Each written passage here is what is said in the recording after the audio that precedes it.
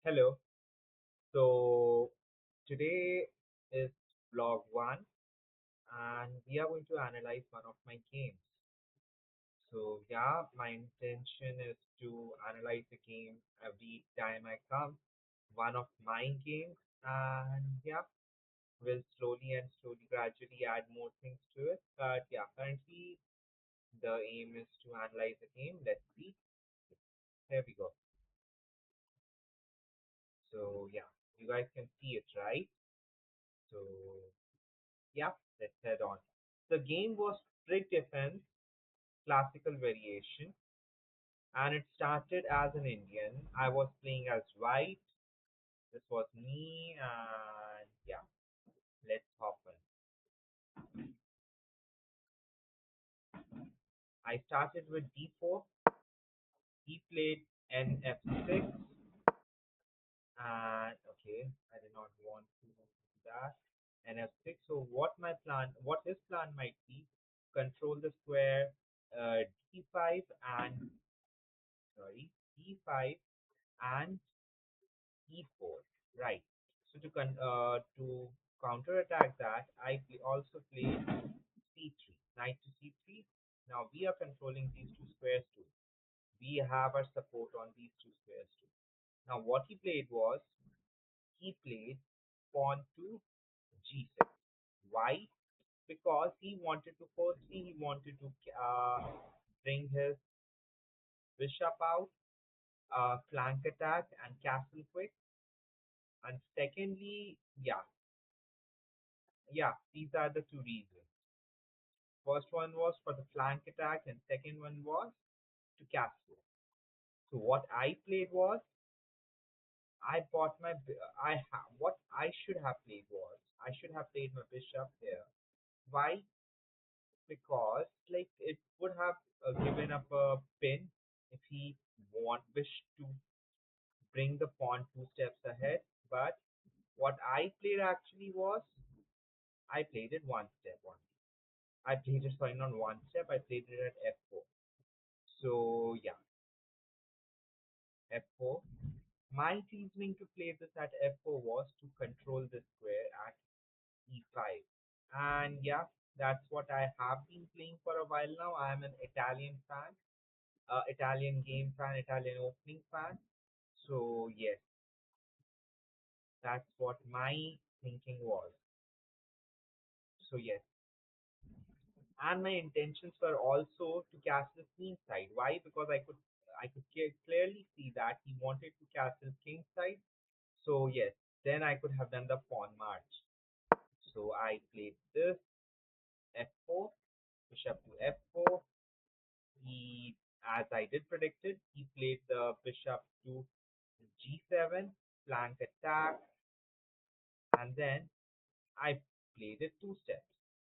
Why two steps? Because why not? I have a pawn here. I have a support here. My knight is supporting this square. His knight is also his knight. And yeah, if he tries to capture or threatens to capture it, then my knight is there. Right. So he played. Now this game turned into prick. So yeah, next time I will surely research on what prick is. Okay. So prick defense main line. And then this game turned into prick defense classical variation. So this is what guys prick defense classical variation looks like. Okay. So yes, and as I had predicted, castle the king side. And then I played pawn to h3. Why? Because I did not wanted his bishop to come here and harass me. Even if he did harass me, then I could have played the pawn queen to d3, right? Because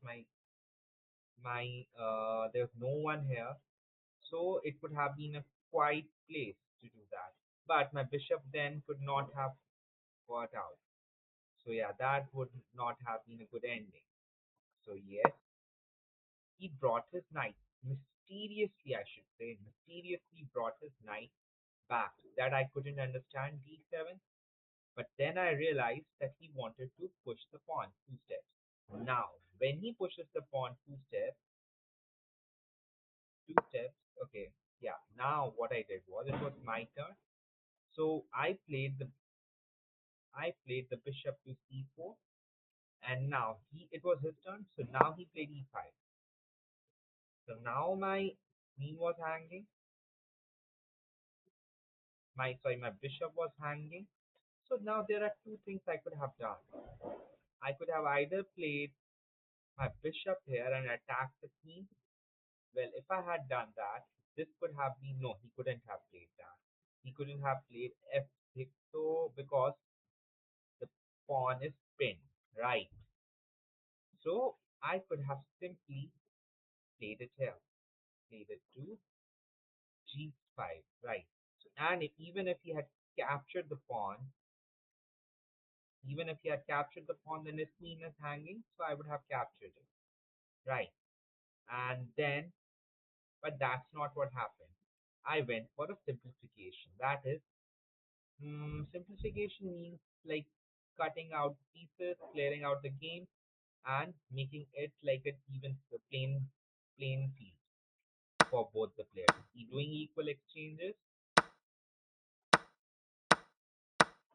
and now I should have done is well, there's nothing like I should have done, but I felt like yeah, more getting more into simplification. So I captured queen takes, and now castle queen side. Now the game is quite on my end. Why I'm saying so? Because my both the pieces are out, my rooks are connected, and his one rook is not still activated. So let's see where the game went like. And now I castled. I mean, he bought for some mysterious reason. Well, let us see. For some mysterious reason, he bought his king to h8. I really don't know why. Maybe he wanted to unpin it. I could have captured it. Should have captured it. Why? Why not? It's a free piece.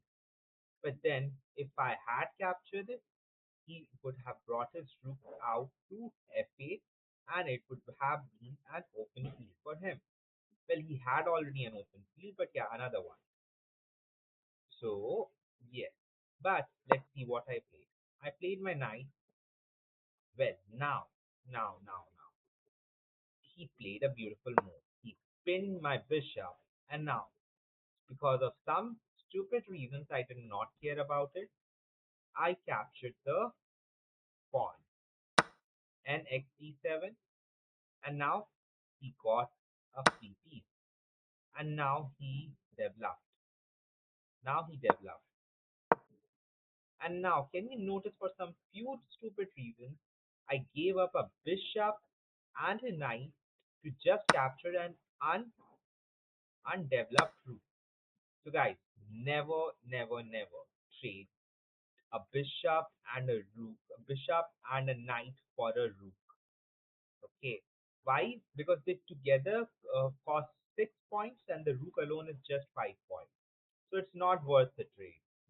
Now, what should I have done is instead,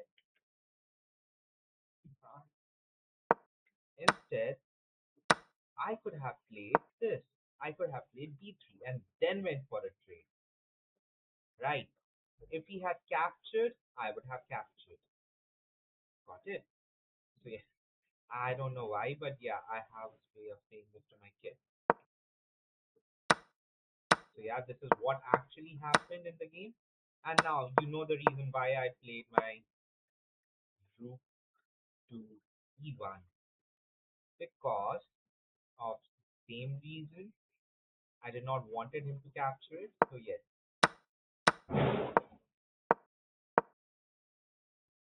why I played the pawn up because I did not wanted him to rest him. But still, he could have come at d4, and then he could have tried to harass me. But thankfully, for God's will, it didn't happen. It did not happen that way. And then he tried to attack the pawn, and then my rook came to the rescue.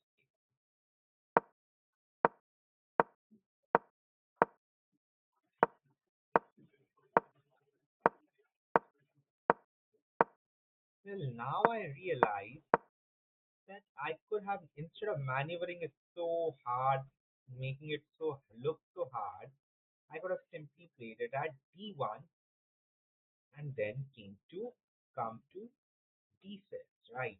That could have been a better move, or simply move it one square ahead.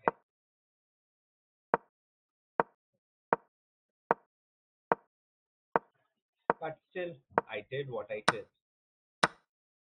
And then he blundered. He blundered his knight,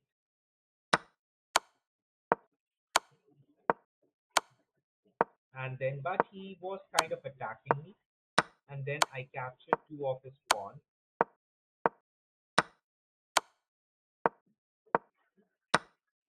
and then he blundered his passed pawn. So passed pawn is kind of, you can call this pawn a passed pawn because this was somewhere past ahead of his white's territory. This is my territory, the white's territory, and this is so this guy, this gentleman here is a passed pawn. Why?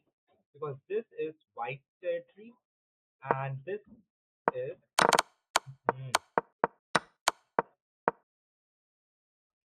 this is okay. I forgot. My bad. This is this is gonna be white territory,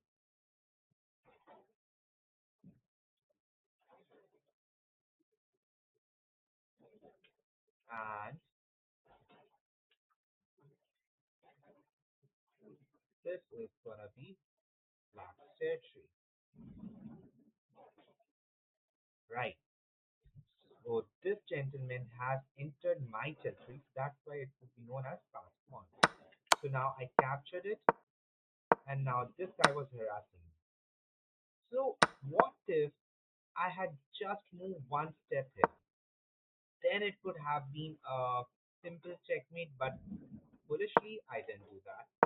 I played it three steps, and then I was satisfied that I won the game. But still, I kept my calm. I said the game is not over, and I was able to make it an equalizer where we both had two one root each. We both had two pawn. Actually, I had four pawns, but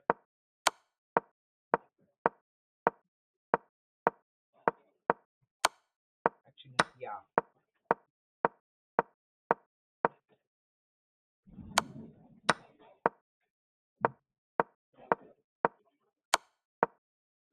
And then this is how I lost.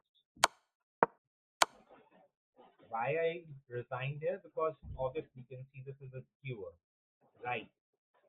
And if I move anywhere, he's going to capture my rook, and it would be a losing position for me. So yeah, this is how I lost. So yeah, let's get back. So you guys must have seen how I played this game, and yeah, more for such games will come. But yeah, today, this is all I have. Anything you would like to suggest? Anything you would like to say? You let me know. Bye.